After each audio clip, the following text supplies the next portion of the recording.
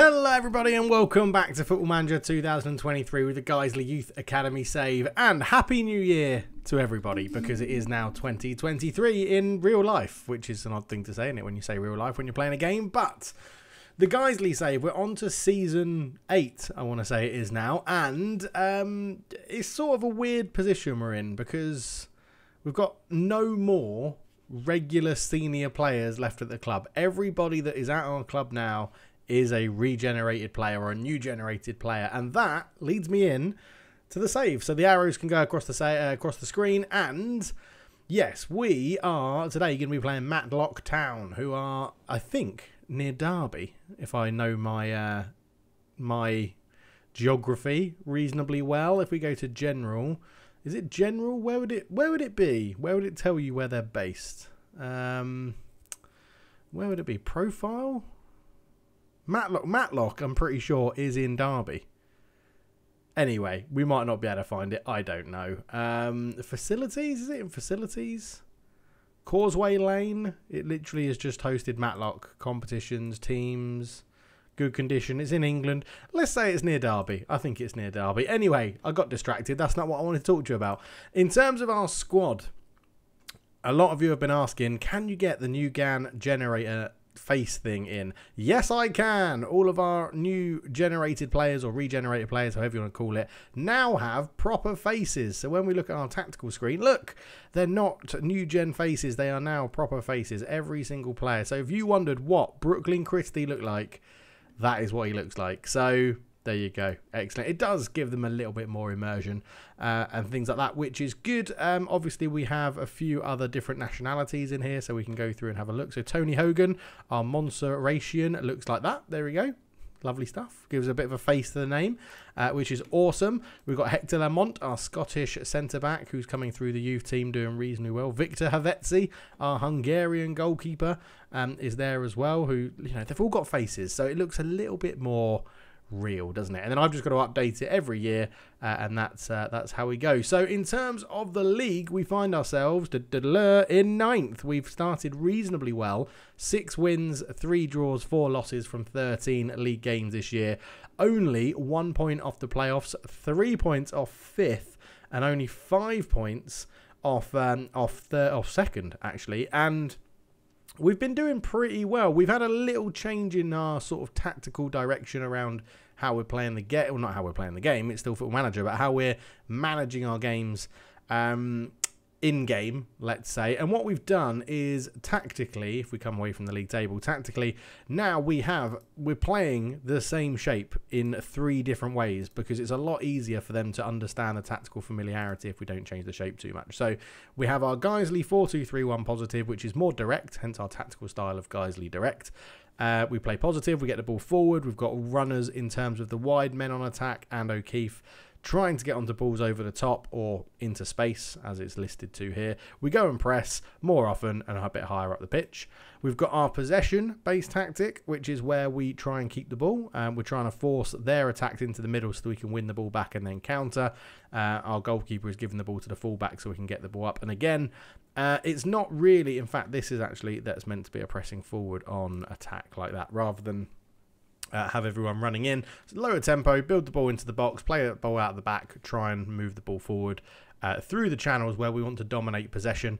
And then we have our Guiseley Liverpool style, which is basically how I've sort of set the team up to try and play similar to Liverpool when they had Firmino, Mane, Salah and people like that, except for we've gone for a shadow striker to try and get in behind. So what we do this one, we counter press, we press high, we have a high defensive line, we're showing them inside to try and get them into this congested zone here. We're stopping crosses coming in, we're getting our wing backs involved. The 3 attacking players of Clough, Christie and Tarmy, in this sense, this was just the team I played in the last game, are all running beyond who is O'Keefe, who is ideally Firmino. And at the moment, this is the tactic we're sort of utilising the most. I don't know, did I ever set it? No, set as primary train target. That's what I wanted to do for now, because O'Keefe has, in the off season, decided that that's the wrong page. I wanted to go in here. Has decided that he is now better as a pressing forward, and he is much better as a pressing forward than anything else generally, probably because of his physical nature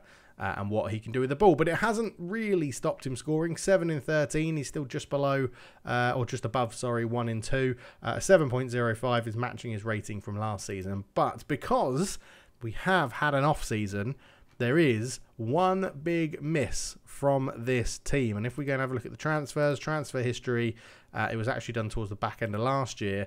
Our board accepted a bid of £100,000 for Paul Byrne. I asked them to turn it down. They said no. They said we need the money.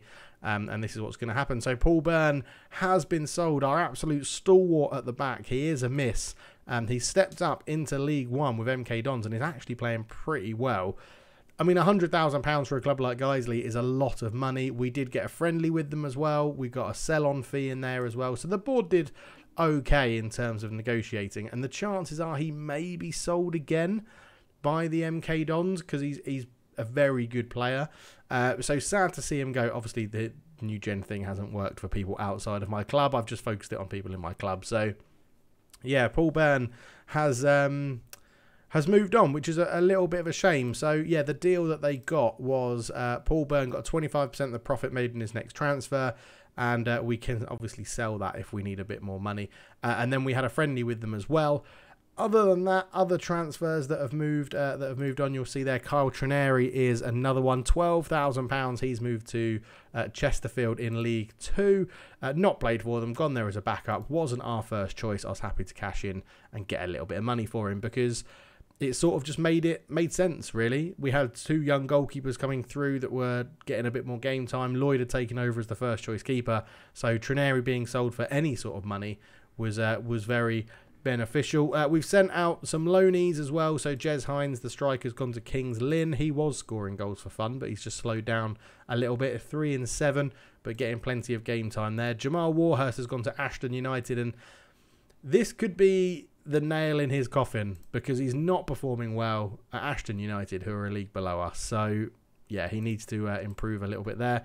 And John Johnson, who is very definitely not getting a new contract, has scored 1 in 9 in the National League Law for Whitby Town and is not performing well. I do think Whitby Town are struggling somewhat. Yes, Whitby Town and Ashton, so the 2 clubs of Warhurst and Johnson right at the bottom of the table. The only other one to discuss other than that, Dean Keenan, the only other major one to discuss. Dean Keenan didn't want to sign a new contract with us, so as his contract expired, he stayed on a rolling contract with us, and then just before the season ended, got a move to Crewe to go and play for their under-21s, which was, I think, a mistake for him. I think he was getting a decent amount of game time, although not playing brilliantly for us as a backup. He was pretty good, but he's gone to Crewe under-21s and doesn't look like he's improved at all, with our only scout that we have now saying only signing was a last resort. So yeah, I think it's I think we've made sort of the right decisions. I feel like maybe the board could have got more money for Paul Byrne, but 100k is a decent amount.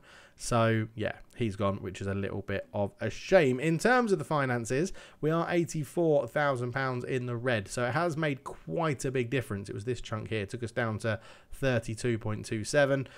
We've got a lot of wage budget spare, which we're not using. I'm hoping the board, look at that and reinvest some of the money next year.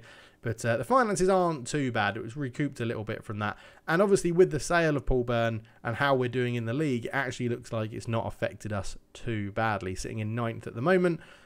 I think the big thing will be is if we lose Matt O'Keefe, because generally no one else is scoring goals for us. We have a real dearth in goal scoring ability. So I would say ignore Lyndon Clough's 4, because he got 3 of them in the last game.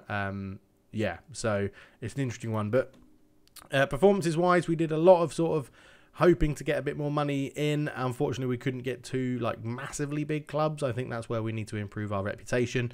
Then we played Chesterfield, MK Dons and Charlton for the more money spinning, getting the attendances up, getting the gate receipts in. As you see, Charlton getting 2,511 was awesome. And then we finished with the morale boosting 4-0, 7-0, 7-0, 2-1, 4-1, and then immediately lost to Southend on the opening day of the season. But we've been pretty consistent with our formations. As I said, I looked at the players in the off-season, decided how we could shift them around and what sort of different setups we could play. And we did all right. And we've just played Woking in an absolutely bonkers game. We went 3-0 up before half-time. They brought it back to 3-3. Then we went 4-3 up. They brought it back to 4-4. And, yeah, it was just bonkers. But Lyndon Clough getting his hat-trick. The injury to Brooklyn Christie completely changed the game in the second half. That's when they scored all of their goals. And, yeah, I was trying to tweak some things. Didn't quite work, but that's where we stand. We are in middle of October, so we've progressed quite far. I do like the pace of this save and how it's going, which is good. But that's 10 minutes of my waffle, 10 minutes of my ramblings. I'm trying to think if there's anything else I needed to show you. We've done transfers, we've done finance, we've done a quick overview of the season so far. We're definitely not scoring as many goals as we were.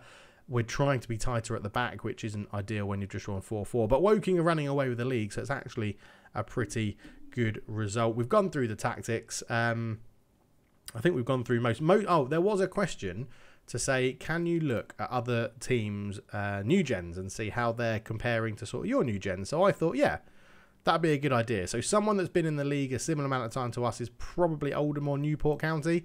So let's have a look at Newport County. If we go into their players, into their under-18s, oh, ignore this. This is because I was using the new gen thing to go and get the names. So if we have a look at, we can't see who their best sort of player is, but let's have a quick look at Cameron Taylor is a 17. We can't see him.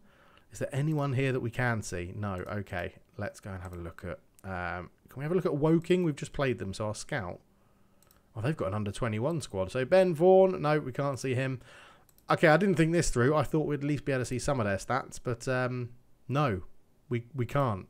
We can't see any of their stats.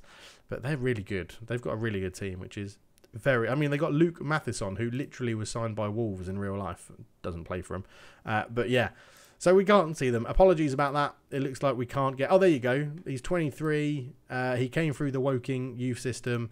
And this is what we can see of Solomon and Nyarko. So, bit of vision, good first touch. I mean, they look pretty similar to our sort of level, but obviously they can bring in players like Luke Matheson to make them better. So, apologies, I can't show you any more than that.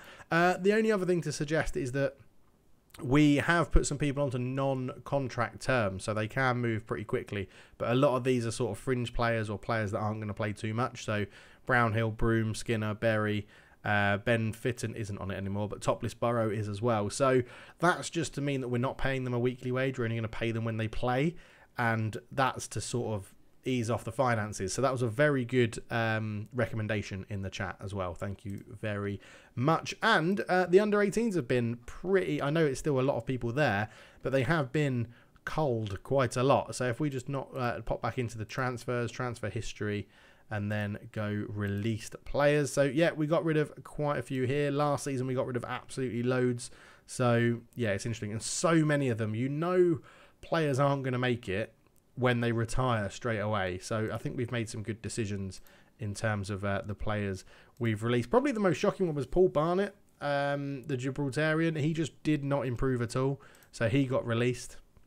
Mayumba, who had a couple of appearances at left back, has found another club with Warrington, and Eldin Kadrich, who I was really hopeful for when he first came through, because I love the little bit of a strange nationality, but yeah, didn't really make it. But has signed in Bosnia and Herzegovina and has found a club that he's performing well for, which is good for him. Right, that's enough of my rambling. Let's get into the game against Matlock. We'll be right back. Okay, so for this one, we're going to go with Lloyd in goal, Jordan, Ampadu, Knight and Mills at the back, Salt, Skinner in the middle. Clough keeps his place at right wing, even though Tony Hogan is now back and available. Clough getting a hat-trick in the last game probably means he should start this one. Fitton is in behind O'Keefe and Tarmy starts on the left. And we're starting because we should beat Matlock. We're going to start in our more offensive Liverpool-esque system. Of course, if there is anything else you want me to see or show or know about in this save, do let me know in the comments below. Keep those comments coming. It's been awesome seeing how much people are enjoying this this save. Oh yes, Zach Mountford we've put into the bench just to see if we can give him a run out if we're playing well, because Fuzzy liked the look of him and I like the look of him. He's been playing pretty well in the youth team. And we're going to go from that. I've also now taken on all of the youth training, all of that stuff. We're doing that all proper as well. And that's what I'm enjoying about this save. So, yeah, let's use home advantage playing Matlock. This is the FA Cup 4th qualifying round, if I didn't say that. And this puts us into the hat for the first round proper. So that's how we're lining up with all of our proper faces, which looks really, it does look awesome. It does look really good. And Matlock are lining up probably with a lot of new gen faces, a couple of original players in there as well. Simpson Poussey is a wonderful name at the back. But here we go. We're in 2D because it allows me to see tactically what we're doing, like I always do at the beginning of the seasons. The replay will be in 3D, so we'll have a quick look at this, see how it goes. Although Cunningham looked like he was in a bit of space there. Fleming robbed well by O'Keefe as that pressing forward. Fitton, Clough, Salt, Jordan on the overlap. Jordan gets in, shoots, hits the side netting. But you can already see how this system really utilises our wing backs on attack, and the fact that O'Keefe drops into gaps in the middle as that pressing forward on support rather than on attack. It does drop him off and then leave space for those 3 roles on attack behind him to sort of get in behind. And Clough showed what he could do in the last game as an inside forward on attack, and it was Christie in behind who was on a 7.5 or 7.6 when he got injured, and as soon as he got injured it really made a difference. Ball in, Simpson Poussey gets it away, Jordan into Tarmy, Fitton shoots, oh, it nearly found the top corner, hits the top of the net. But yeah, we're into a good position. Hopefully I can get some pauses on the go and we can talk tactically around what I want the shape to do, why we're playing this system, and show you how it's working. So Tarmy into Mills, cross in, it's headed away again. Ampadu tries to get there, Skinner. Tarmy shoots, it's a long shot from over the bar. That's not really what we want. I think against Matlock we could, oh, not a bad effort from Thompson. We could just say, let's try and go for some more higher percentage chances, work the ball into the box and see if we can create something with a little bit more composure in front of goal. As it's getting to 5 minutes to half time, we are dominating the game. They're having a bit more possession than us. We're playing that direct system. And Adams is a big miss, although Skinner is playing a 7. He is our best player at the moment. But that central midfield is a bit of a weakness for us when Danny Adams is out. I think... yeah, I probably will say passing needs to improve, but then I think we're going to go, you know, we're going to try and keep it positive. Ben Fitton not having the greatest of time in behind the striker. Skinner into Knight as we start the second half. That's a bit of a wayward pass there from Les Knight. But overall, I think we are in a decent position. Thompson tries to put it into space. Mills covers, and Mills is so inconsistent. Like, I think he's on like a 6.3 today. And we really need our wing backs to be performing as Hall just scuffs his shot past the post. I think we may do an early change here. And I'm just thinking, do we bring... I think we're going to give the Australian Zach Mountford in the FA Cup. We're going to give him his Guiseley professional debut. And we're going to ask Tarmy to be our attacking wing back. Because in theory, we should be outplaying Matlock quite easily. Thompson, corner, good save from Lloyd, that one. Billington's kept it in, and Tarmy's there to get it away. O'Keefe looks to turn. Hughes has brought him down. Yellow card for Easton Hughes, which is one of the Welshest names I've ever heard. I'll be very surprised if where is Easton Hughes? There he is. He's their best player at wing back. O'Keefe, can you win that one? No. Fleming picks up the loose ball. I mean, Matlock are playing well for a team in the league below us. Ball across. Fleming's shot blocked by Knight. Fleming comes forward with it. Ball in. Hall at the back post. Griffiths picks up the loose ball. And Ampadu puts in a good tackle. I'm just wondering if they're getting a little bit too much of the ball here. Hughes, I'm just wondering, do we... Well, the first thing I'm going to do is just very quickly... player instructions, mark tighter. Let's just say if the striker comes into your area, boys, just make sure you mark them tightly. The centre-backs are playing reasonably well. Salt not having a great game. Clough is disappointing after scoring his hat-trick. That's really not the sort of performance we needed out there. So I think we'll do Tony Hogan as he's back from his international competitions. And just wondering where we can't really exploit. They're going to be pushing up with a register. There's not really too much we could do. If he was on a yellow card and a poor rating, I may attack him a bit more. But there's not. Hughes isn't giving too much away, and that's Mountford's job to try and make a difference. I'm just wondering, do we try and, if they're going to be pressing us higher up with a register, I'm just thinking, let's not work it in. Let's try and hit those crosses early, just to see if we can put a ball into the box before they've reset their shape. We need to keep an eye on fitness for us as well. So Salt over a free kick, swings it in, headed away. Les Knight will get there, but Griffiths robs him. into Billington. It's just a clearance away, and Skinner's there. Back into Knight. Here's Tarmy. Oh, Tarmy, that's poor. Griffiths ball through. This could be Matlock's chance, and Lloyd, great covering from the sweeper keeper. He's gone quickly with his kick forward, which is not really what we're actually telling him to do. Jordan, that's a poor piece of control. Hall on it. Back to Slater. Over the top into Hall. Hall square Griffiths. It's a great block, but it was offside anyway. Yeah, I'm just thinking, what can we do shape-wise here? I mean, Fitton there. Fitton's not playing very well, and that is a key role. Let's get... Actually, we're going to go... Let's bring Thorpe on, and we're going to go 4-2-4 and see if those early crosses can hit one of these two. Because O'Keefe should still drop into this gap here as a pressing forward on support. I'm tempted to even go double pressing forward and put their centre-backs under a lot of pressure, but let's see how this works. Ampadu, Salt. Back to Ampadu again, up towards Thorpe, who's moaning that he's not getting a new contract, but his performances have not justified it, and Fleming is in, and Matlock have a 1-0 lead. We're going to have to go attacking now. They're getting in behind our fullbacks. You can see here, we're pushing those fullbacks up quite a lot. I should have let you see the replay, really, but it's because I saw something that I know I need to change straight away. Let's not trap them anywhere. We're not really stopping the crosses either, which isn't helping. Let's just go wing backs on support for now. I am a little bit worried that we're going to get knocked out of the FA Cup in the 4th round against a team from a lower division. Ampadu, who really probably shouldn't be shooting from there, does have a shot, which isn't helpful. Right, Tarmy wins the header. Johnson on the ball into Fleming. Tarmy robs him well. Back to Lloyd. Lloyd, who is probably going to go long with this. He does. Easy for Thompson to read that one. Knight with a good header. Skinner picks it up. Out to Hogan. Jordan picks this one up. Up it goes to Hogan. Good run in behind from our Monteratian. And it's a good save from Reed. Probably would have preferred him to square it, but there wasn't... Thorpe wasn't really making that run in the box. Salt crosses this one in. Headed away. Zach Mountford is there. He's fouled. He's won a free kick in a dangerous position with 15 minutes to go. We need a good delivery here from Salt. Lewis Salt. What can he do? Swings this one in. Ampadu's at the back, but can't win the header. Tarmy keeps it alive. Back to Skinner, into Knight, but nothing comes from that. There's a lot of highlights happening here, but they're going to hit us on the counter if we're not careful. Hughes comes forward, cuts it back. Cunningham's shot, really poor. Easy for Lloyd to hold. Look at this. Hit Hogan out here. He had so much space. Johnson. Ball across into Hall. Hall into the area. Hall shoots. It's again, he's pulled his finish wide, but yeah, it's been... It's not been great, I'm not going to lie. Griffiths in behind on that side again. Cuts it back to Cunningham. Johnson on the edge of the area. It's where we're trying to press the ball a bit too much.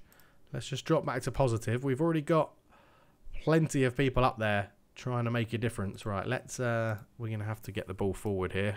Get the ball forward quickly. Hit the early crosses. We can mix those crosses up for now. So in transition, go quickly. Let's try and get it over their defence. I think we're going to have to really push. Don't let them play it on that. Get stuck in. Step up. And let's go with that. We're going to have to try something. It's not really working. Demand more. First shout of the game. As Mountford will bring this one away. The Australian, Zach Mountford. He's keep going. Hogan's into the box. Oh, he's shot. He's shot. Probably would have made sense to take his time there and pick a teammate out. There's not long to go. I mean, Matlock have played pretty well here. We needed a good FA Cup run for our bit of money to sort our finances out, but it doesn't look like we're going to get it. Johnson taking his time. He really is taking his time, and that's it. We've lost at home to Matlock. A disappointing FA Cup 4th round tie. You can just see here they changed. They obviously changed something. Or I changed something to try and affect the game where we were playing better. Yeah, who knows? And that is the problem with all these youth academy players. They are so inconsistent that one game you can play a system and go against Woking and draw 4-4 with top of the league after being 3-0 up. And then this one, you go play a team from the lower... Maybe we should have gone more attacking. Maybe I should have just gone for an out-and-out, either control the possession or like keep the ball or try and draw them in and then play more direct. Maybe I should have changed the system. But yeah, You can't win them all. You can't win them all. We get $3,000 for losing, so we'll just have to go on a really good run in the Builder Base Trophy whenever that starts. But yeah, the FA Trophy, which doesn't start until December when we'll learn about our youth intake. But there you go. If there is anything else you'd like us to see, let me know. Sorry I couldn't go into more sort of pausing and looking at the tactics and style of things like that. But there we go. 1-0 loss to Matlock. Isn't ideal, but it was 1,640 people turned up to see that, which is a little bit depressing.